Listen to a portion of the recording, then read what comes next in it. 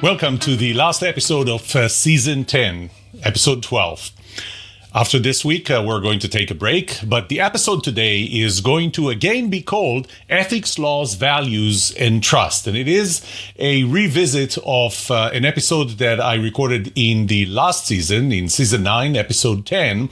It's just that since then, I've learned quite a bit and had new ideas, talked to people. I actually got a lot of requests to deliver this as a keynote, and during the preparation for keynotes, I added more content, more material, and I thought I'll share this with you. In fact, this coming Wednesday, I'm about to give a keynote for the Institute for Excellence in Corporate Governance. This is going to be the closing keynote with this title, Ethics, Laws, Values, and Trust. And so I'm going to share exactly what I'm going to deliver this Wednesday. I'm going to share with you right after this.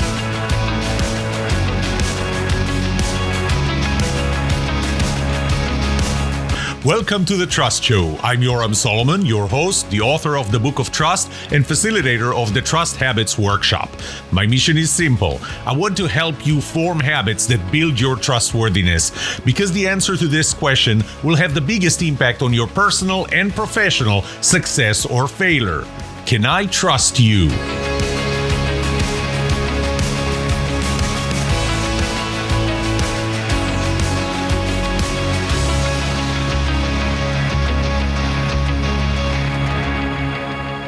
Sometimes I refer to myself as not a best-selling author. And in fact, for a while in LinkedIn, my tagline included the words, not a best-selling author. But we're going to start with, I'm going to give you a tip here on how to become a best-selling author in 24 hours and for $10. And oh, by the way, without a book. Now, I need to qualify this. This is not going to be how to become a New York Times bestseller or a Wall Street Journal bestseller, because those actually just cost more to become. Not that they're impossible, but I'm going to focus on how to become an Amazon bestselling author, which is what, unfortunately, most people, when they refer to themselves as bestselling authors, they refer to themselves as Amazon bestselling authors. So without further ado, let's start. Step number one. Step number one is write a book.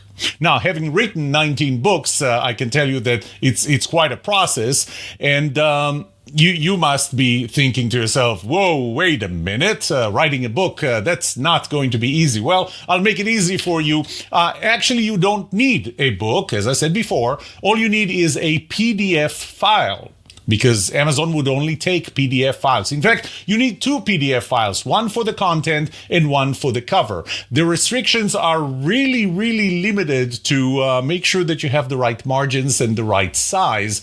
Not so much about the content itself. The next part is you're going to have to categorize it in the least competitive category. So we categorize it in least, and I'll explain in a minute what does it mean to categorize your book in the least competitive category. And the next thing is click publish. And once you click publish, you are going to have a book up on Amazon.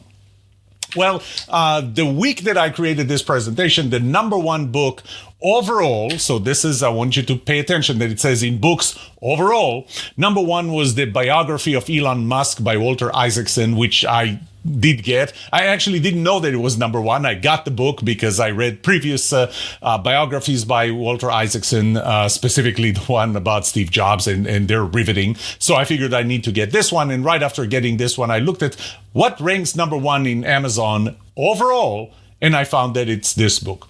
Now, that ranking translates into number of sales.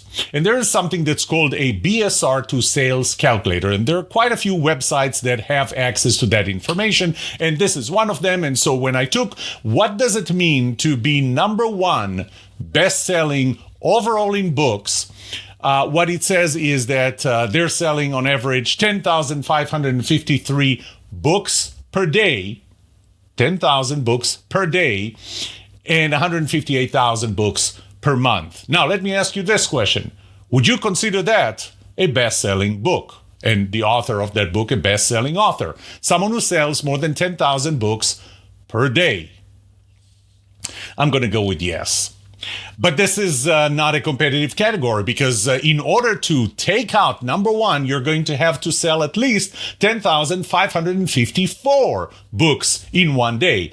And that's not going to cost you $10. That's going to cost you a lot more than $10. But we're looking for a least competitive category. And one of those categories is bestsellers in fantasy, horror.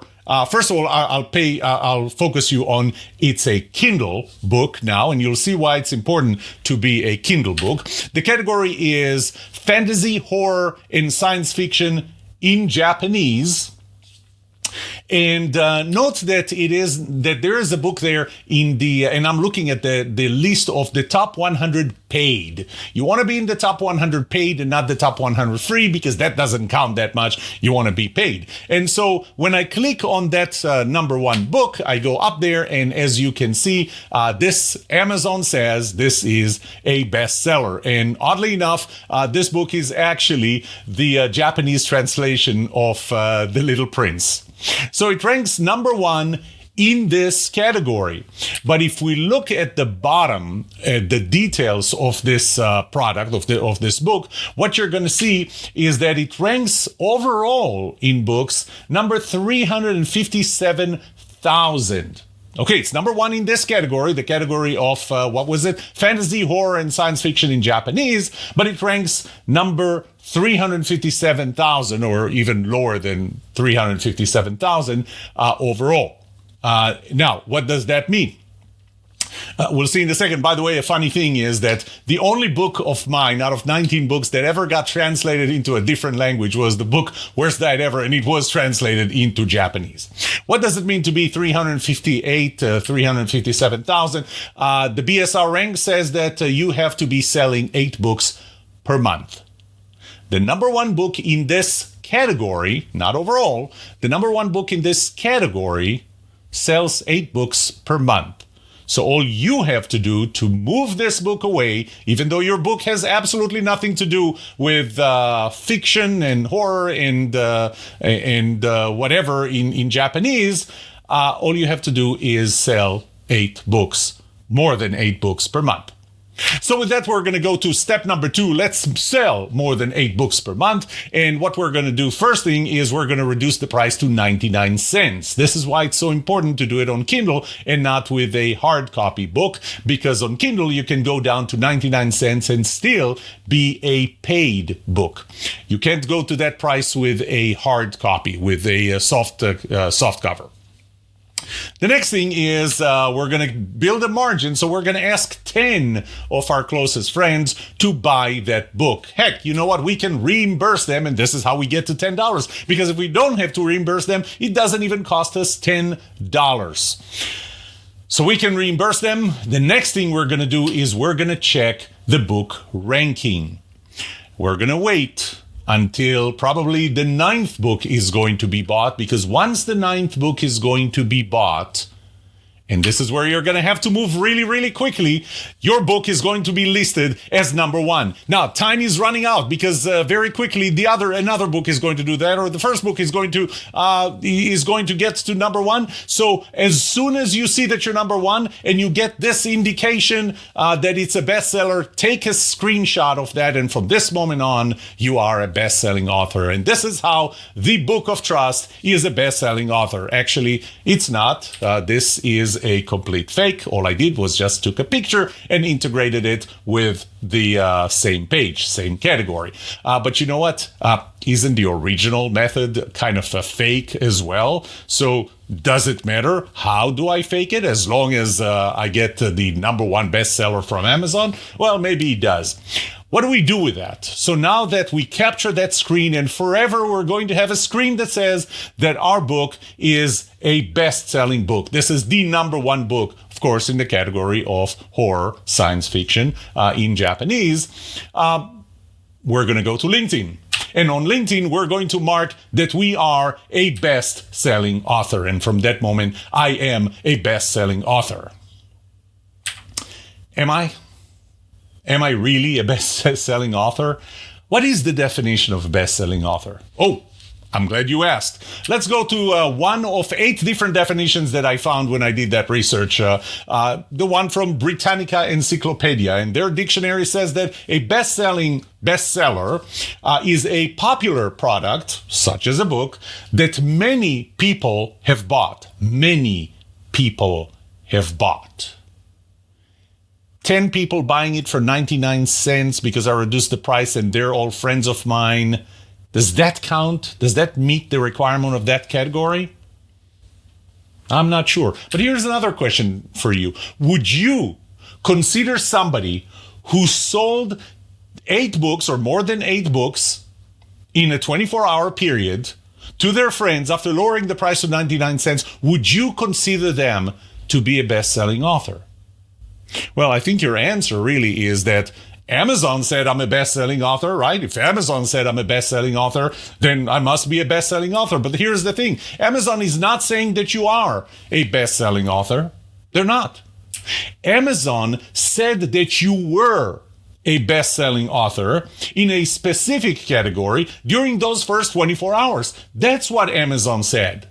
They're not saying it now. So maybe the right designation in the tagline in LinkedIn is going to be, I was an Amazon bestselling author in the fantasy, horror, and science fiction category in Japanese on September 20th of 2023. I was on that day in that category. I'm not a bestselling author right now. Now, why do we do that? We do that because this brings up our brand. And one of the best definitions that I found for the term brand comes from a very famous astronaut who said that your brand is what people say about you when you're not in the room.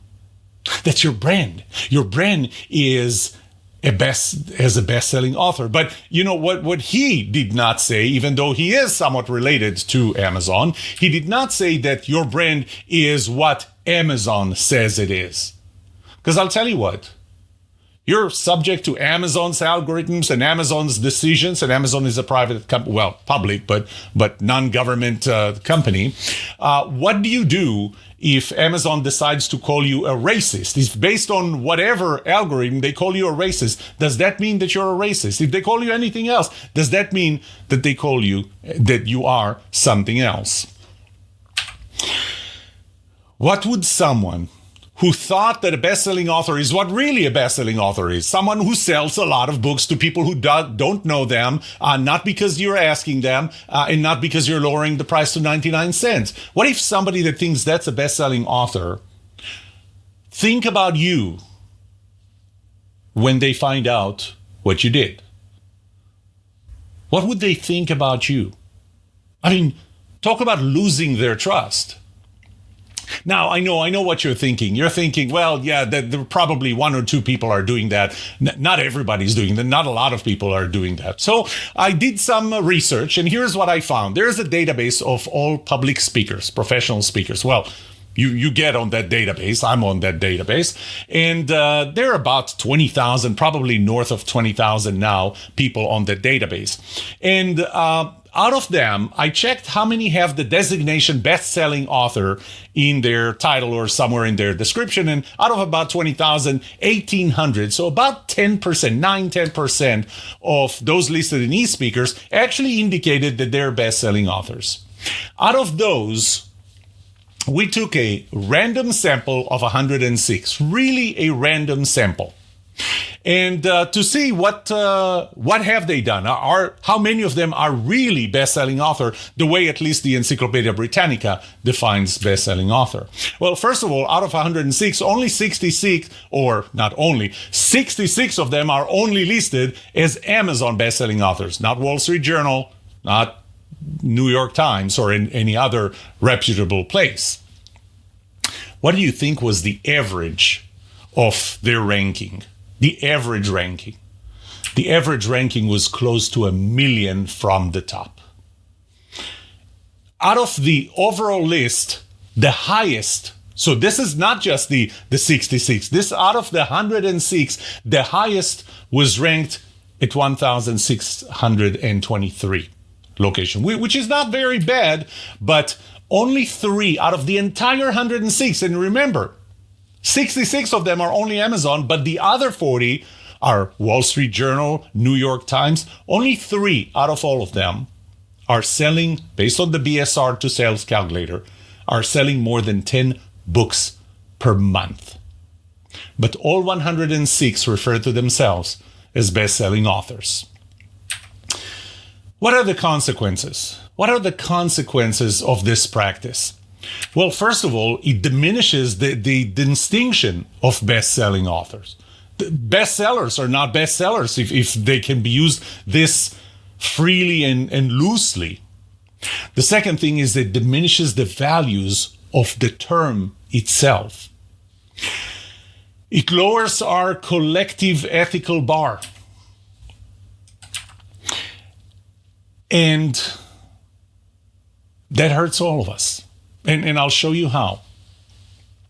You know, in the organization I'm going to speak at this Wednesday, 2 members of this organization served with me on a board. But I want to take you back to when I moved to the US in 98. I got into a company and I got to the point where I was really kind of managing the company. It was a tiny little company that developed intellectual property in the field of wireless, short-range wireless technologies, spread spectrum technologies, based on 2 standards called 802.11 and 802.15.1. Any idea what those are? First one is more familiar to you as Wi-Fi, and the second one as Bluetooth. So we were working on intellectual property. This was late 99 now, early 2000, right time, right place, Silicon Valley. And at that time, I was asked by a certain organization to serve on their board. This was an organization dedicated to the licensing of intellectual property in general, semiconductor intellectual property. So I joined the board. Had no idea what the D&O insurance is, Directors and Officers Insurance. I had no idea what this is. I just thought, I was honored that I was asked, so I joined. We had no D&O insurance.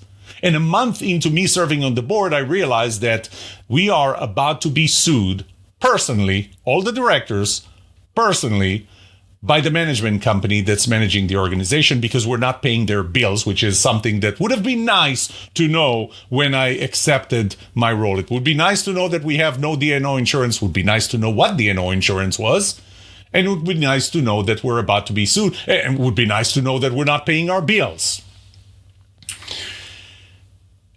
But I told you that I served on another board. I served on many boards, but I served on one board with 2 people who are going to be in the audience in this event this coming Wednesday. And we were sitting on the board when somebody suggested that we change the D&O insurance policy to cover criminal negligence. I kid you not, to cover criminal negligence. Should we? Or should we not? Now, as I turn my discussion into talking about ethics and laws, first I need to tell you that I'm going to touch on several laws of trust, of how trust behaves. Remember, my starting point is trust. And over the years, I have observed 8 laws of trust. I didn't create them. I didn't invent them. I didn't set them. I observed them. And these are the 8 laws, and I'm not going to spend time on them. I'm going to focus on 3, and I'm going to start with 1. Trust law number 8. Trust is a 2-person game. Trust has 2 sides. And what do I mean by that? We think about trust as if you're trustworthy, then I will trust you. But in fact, the level of trust that I have in you is the product of my trustfulness, my willingness to trust other people, and your trustworthiness. Your trustworthiness is not enough. Both you have to be trustworthy and I have to be willing to trust people. I'll tell you a story. Those 2 fine young people were my parents when they got married. In December of 1964, my mother was 8 months pregnant with me. My father started suffering severe pains in what appeared to be his kidney. He was hospitalized when they told them that he has big kidney stones to the point where they can't be removed. The entire kidney has to be removed. The kidney was removed. He was doing fine after that for 30 more years before he passed away from something different. When he passed away, we set what's called in Hebrew Shiva for 7 days. We set mourning in his house when my mother was starting to go through paperwork, going all the way back to that December of 1964, when he was hospitalized and his kidney was removed for kidney stones. Well, I should add that about a year before he passed, my mother had cancer. She had breast cancer, which she survived at that time. And when she read through the paperwork, all of a sudden she started recognizing some of the terminology back from December of 1964 as terminology related to cancer. Now, her sister-in-law was a very close family member, and she was around that hospital that time. She was probably there all the time. I don't remember because my mother was still 8 months pregnant with me. And so my mother called her and asked her, back in December of 64, when my husband, my late husband, had his kidney removed, did the doctors ever talk to you? And she said, yes. Remember two things. One is this is way before HIPAA, and two, this is in Israel, not here. The old times. My mother asked her, did the doctors tell you that what he had was kidney cancer? And she said yes. And then my mother asked, why didn't they tell us? And my aunt said, well, the doctor came to me and he said, look, you look like a close family member. Let me tell you, he has kidney cancer. We're going to have to remove the kidney for kidney cancer. Now, he's in pain. He's in no shape to take this kind of news. She's 8 months pregnant, my mother. She's in no shape to take this news. Should I tell them? What do you think? You look like a very close family member. Again, no HIPAA. She said, no, I'll tell them when the time is right. Now, you would think that sometime in the next 30 years, an opportunity would show itself to let her tell my mother and us. But when you think about how many times did my sister and I, in the 29 years since he had his kidney removed due to kidney cancer and until my mother had cancer, you would think that there would be an opportunity to tell us. Why did I tell you that? I don't trust people. I have issues with trusting people. And that's one of the reasons why. See, we are the sum of our experiences. And when we had experiences that cause us to not trust people, we don't trust all people and not necessarily just a specific person. It affects all of it. You know, let's look at some statistics, 2023 spam statistics specifically. Now, I'm going to ask you, and I'm going to give you a little time to try and guess. The first question, what percentage of emails in 2022 were spam? Any idea? 56.5%. Question number 2, how much does email spam cost businesses? Over $20 billion a year. What percentage of spam is identity theft? 73%.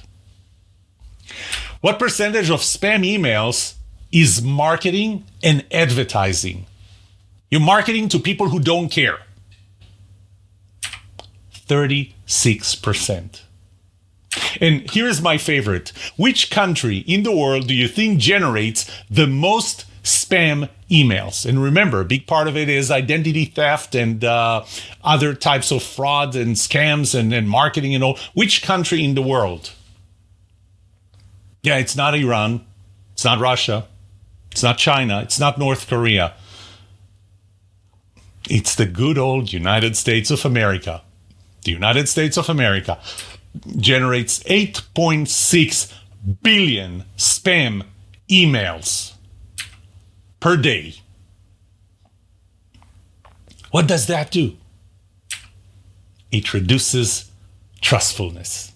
And when it reduces trustfulness, it reduces trust. And I want you to keep in mind that it's easy to say, well, other people are doing that. but few can give a bad name to all of us. And it all starts with the little things.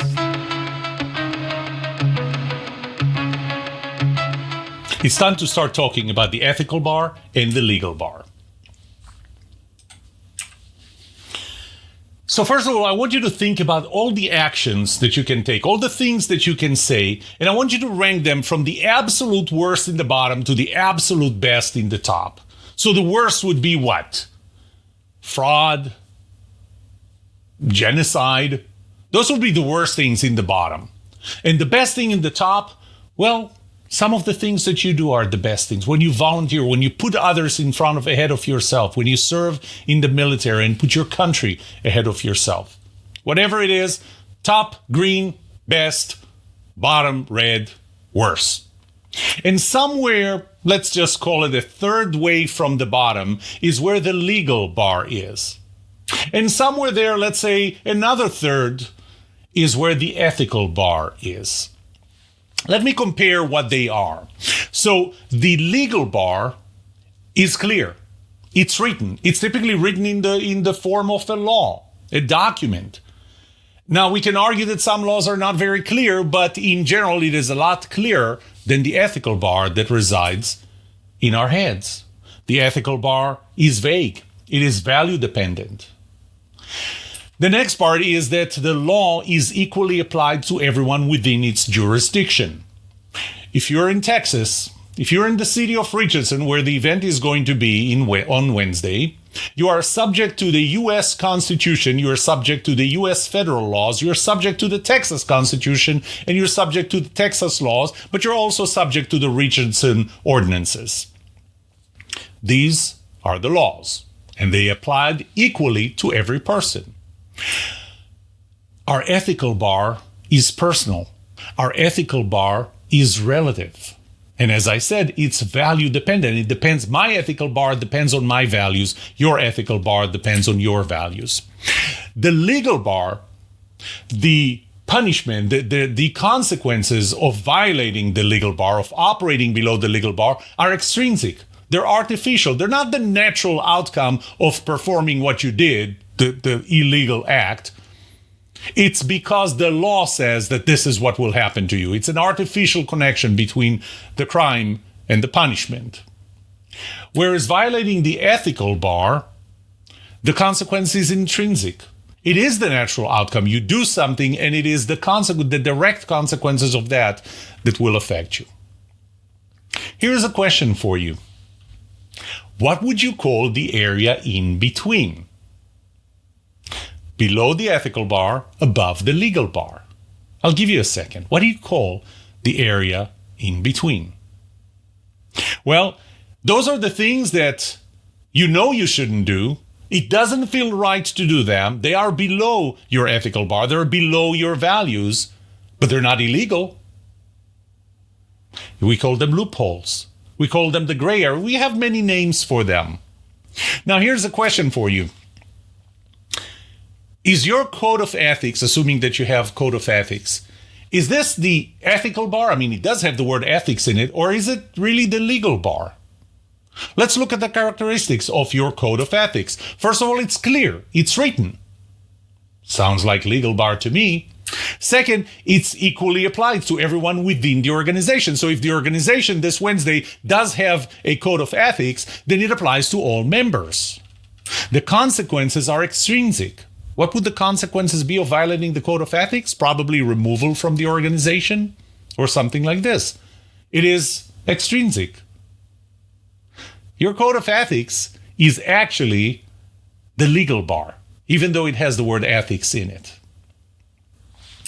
So let's talk about the ethical bar in this case. And again, I'm going to go back to trust law number 3. Trust is personal. And a question I'll ask you is, do you want to be trusted by everyone? And maybe a better question is, can you be trusted by everyone? Some of you may remember this. I don't know if you remember, but do you know who was the first person to be named the most trusted man in America? I'm sorry they asked about men, not person, not women, but that was the designation. The most trusted men in America. Anybody? Yeah, 1972, there was a poll, and that name came out. Walter Cronkite. Walter Cronkite was the most trusted man in America.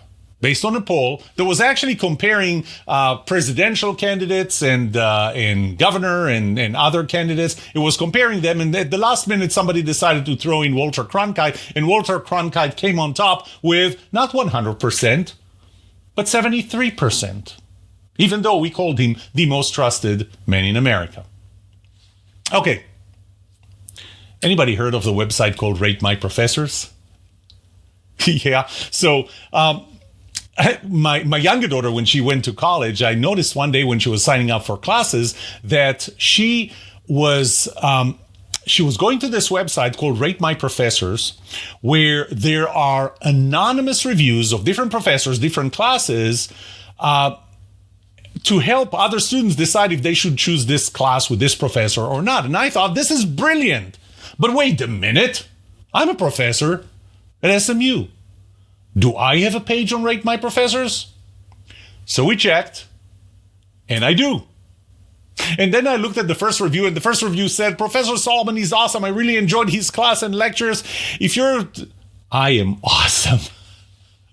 I know, I'm awesome. Well, now, you think I'm showing you this or telling you this to brag? By the way, I got 5 out of 5 on this.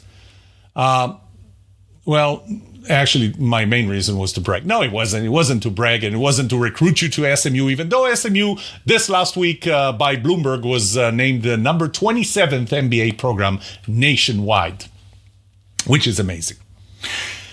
No, I'm not trying to recruit you. I'm trying to show you the next review. Get ready for some vulnerability. Don't worry, it's not yours, it's mine. Here's the next review. Next review says this course, 1 out of 5. This course was mostly about his own accomplishments rather than a broader view of peer-reviewed techniques of success. His attitude was arrogant, condescending, but he's an easy grader, which is what's important in college, right? Why am I showing you these two?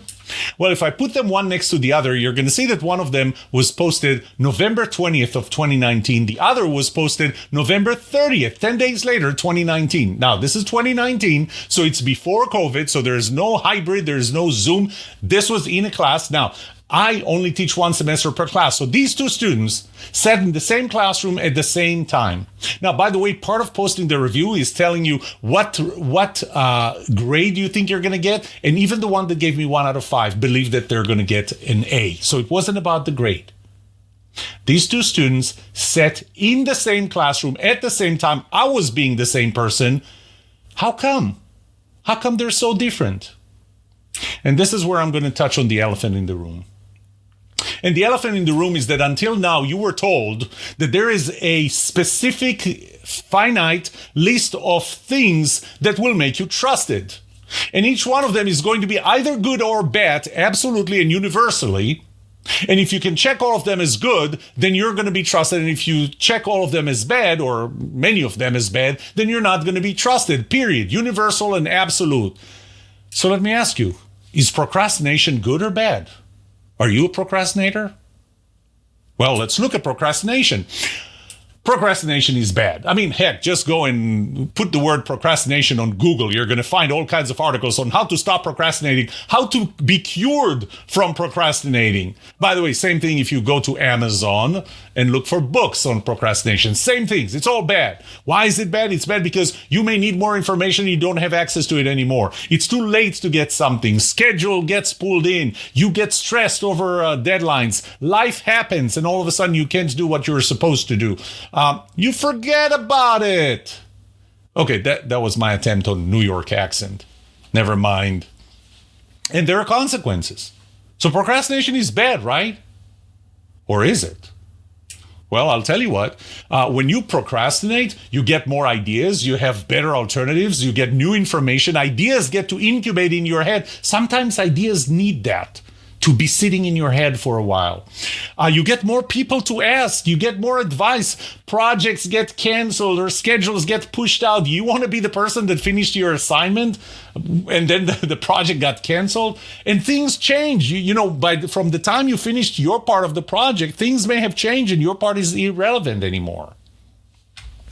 I don't know if you noticed, by the way, but I had 7 bed points and 8 good bullets. Well, I am a procrastinator, but I'll tell you a story. There was a very famous speaker that was going to give a very important speech. And the thing is that he was a procrastinator. And even though he wrote the speech, he still didn't feel quite good.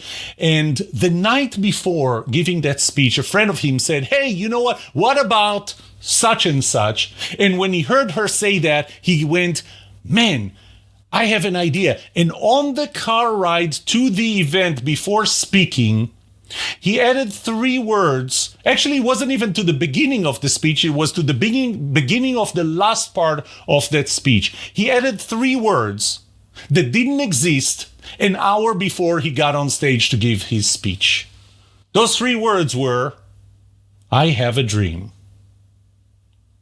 Yes. Is procrastination good or bad?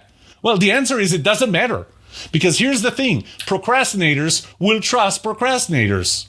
Non-procrastinators will trust non-procrastinators. Now, procrastinators will trust non-procrastinators. They have no reason not to. I mean, you want to finish your job early? Fine, do that. I don't. But non-procrastinators will not trust procrastinators. And by the way, I just showed you one more thing, and that is that trust is asymmetrical. So not everything is black and white. Some things are just different. But why? They're different because we are all different. We're different in our DNA. We're different in where we were born, where we grew up, where we live, and where we work. It's different. We're different in where we went to school. And because of that, the same behavior that can cause one person to trust you could cause another person to distrust you. And as I said, I already demonstrated to you that trust is also asymmetrical, which is trust law number 4.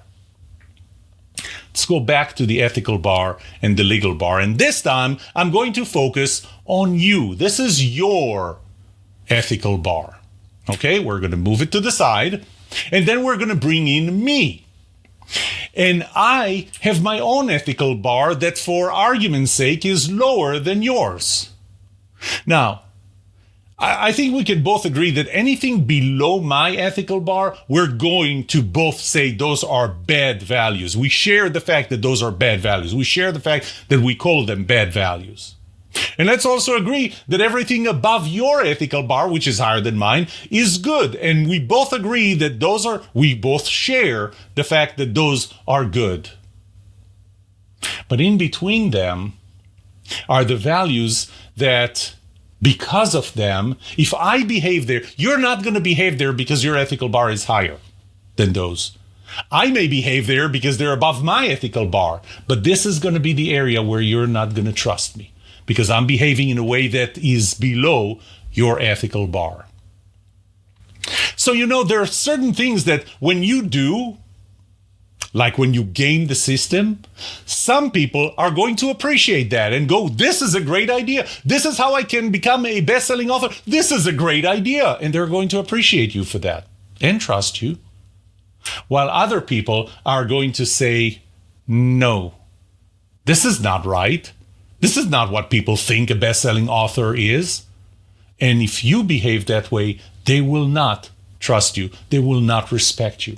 In one of my studies, one of the things that I found was that the highest correlation to trust was the fact that we share values with 86% correlation. Now, values drive the position of the ethical bar. And it's simple because your ethical bar is where your values are, because if you behave below that, you behave below your values, your own values. When values erode, so does your ethical standard.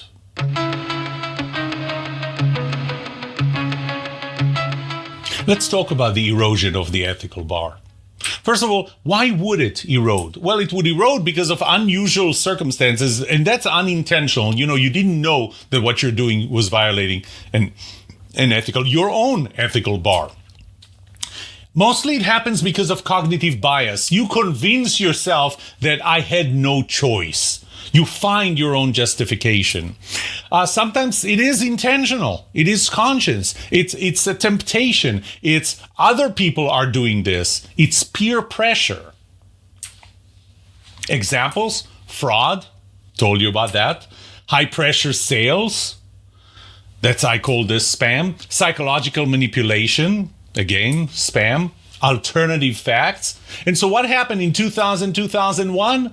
Well, these happened. Now, although some of what these companies did was illegal, a lot of it was not. Not at the time. It was unethical, but it wasn't illegal. How do lawmakers react? What did they do in response to Enron and all the others? What did they do? That's right. They created Sarbanes-Oxley of 2002. And then they start creating all kinds of stupid laws. Well, not only because of that, and I'm going to give you a few examples. I don't know if you knew that, but in Oklahoma and Ohio, you can't make faces on it at a dog. That's the law.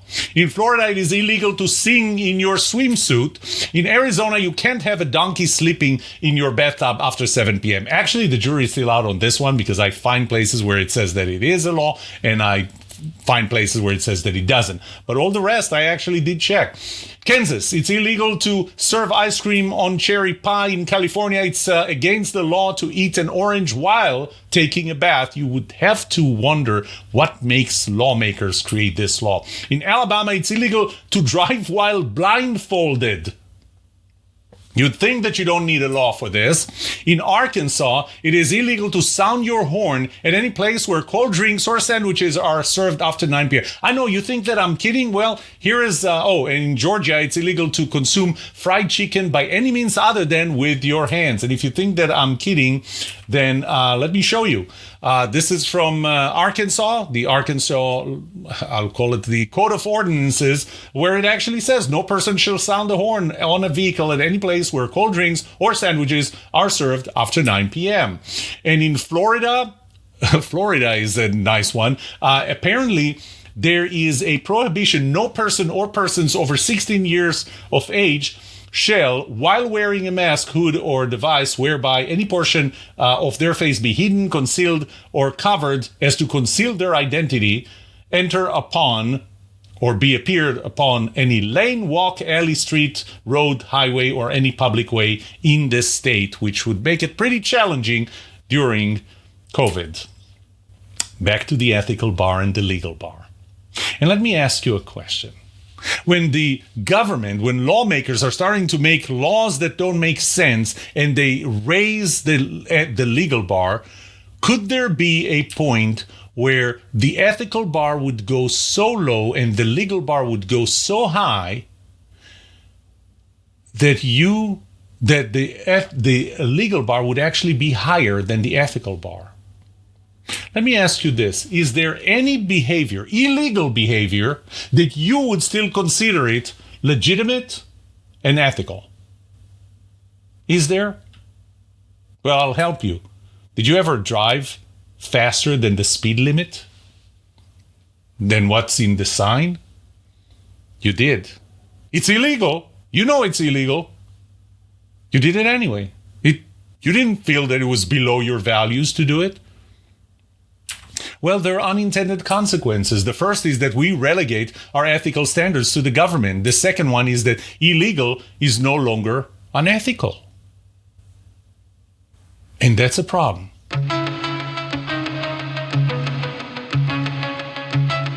I want to touch on one more phenomenon, and that's, unfortunately, we have a culture of sound bites. So this is taken out of Twitter, or X now. Simon Sinek, very successful, but he wrote this, and this is a direct screenshot. We don't trust people to follow the rules. We trust people to know when to break them. Once again, let's go to the dictionary. This time we're going to Merriam-Webster, and the definition of anarchy includes the absence or denial of any authority or established order. Is that not what he was suggesting? Should we be allowed to break the laws? Are there times when you can break the law? And how do you know if you can break the law? The first question you have to ask yourself is, are you willing to accept the consequences? Or you're just going to break it but not accept the consequences? Are you okay if I break the law that was created to protect you? Because this is what you might be doing to me. The next question is when rules can't be broken. Remember the movie A Few Good Men when Colonel Jessup says, we follow orders, son. We follow orders or people die. It's that simple. You just heard from a major general and an admiral in this conference today. Does it make sense that we let the military personnel during an operation, during war, to break the rules, to break the chain of command, to refuse commands? How about air traffic controller? How about letting planes decide where they're going to fly? Forget what air traffic controller said. I'm going to fly where I think I should fly. Rules provide predictability, and we have to remember that. And when you think about, can I break the law because it doesn't make sense to me? Ask yourself what Chesterton asked in 1929. Do not remove a fence until you know why it was put there in the first place. There is another element of fairness and therefore trust, because fairness is one of the components of trust. If I'm following the rules and you're not, it gives you a competitive advantage. Let's say that you and I are driving to an interview. We start at the same point. I maintain the speed limit. I don't drive faster than the speed limit, but you don't, because to you it's ethical to go above it. They will essentially take the first person who walks in through the door. Should you get the job simply because you're willing to break the law? Now, maybe you're breaking the law or I'm breaking the law because I can afford it, but you can't? How is that fair? Is it okay when most people do that? What about minorities? I mean, is it enough? Is it a good justification to say, but everybody does that? Well, not everybody. Most people do that. A few people don't, and they're the minority. But the fact that we're breaking it, we're putting the minority in an uncompetitive disadvantage. Is that fair?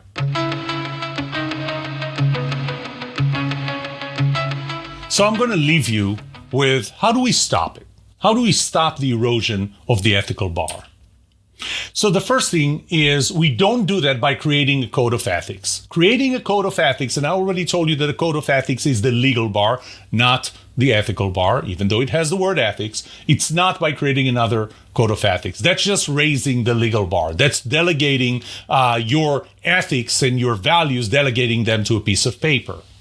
It's not done by shaming someone who has a lower ethical bar than you, because when you shame someone, you're turning a villain into a victim. It's done through education. You educate them. You explain why. And it's up to each and every one of us personally.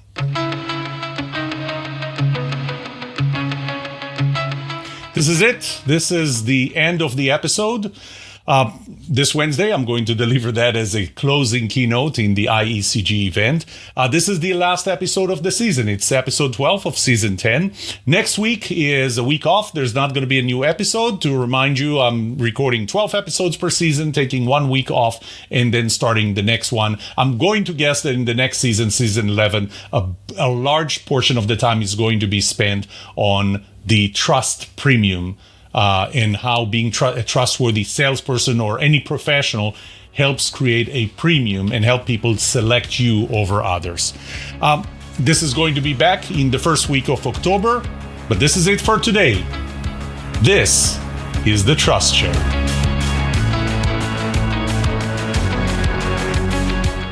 What would you like to know about trust and trustworthiness? Let me know and I'll answer it in a future episode. I would love to hear from you. Email me at yoram@thetrustshow.com. If you like this episode, subscribe to the show so you will automatically get notified when I release a new episode. Rate it. Write a review for this podcast, because those ratings help not only you, but also others looking for podcasts just like this. If you're looking for more resources to learn about how to build trust, be trusted, or know who to trust, look up my workshops, online courses, books, or go to my website, trusthabits.com. And remember that the answer to these two questions will have the biggest impact on your personal and professional success or failure. Can I trust you, and can you trust me? Thank you for listening or watching The Trust Show.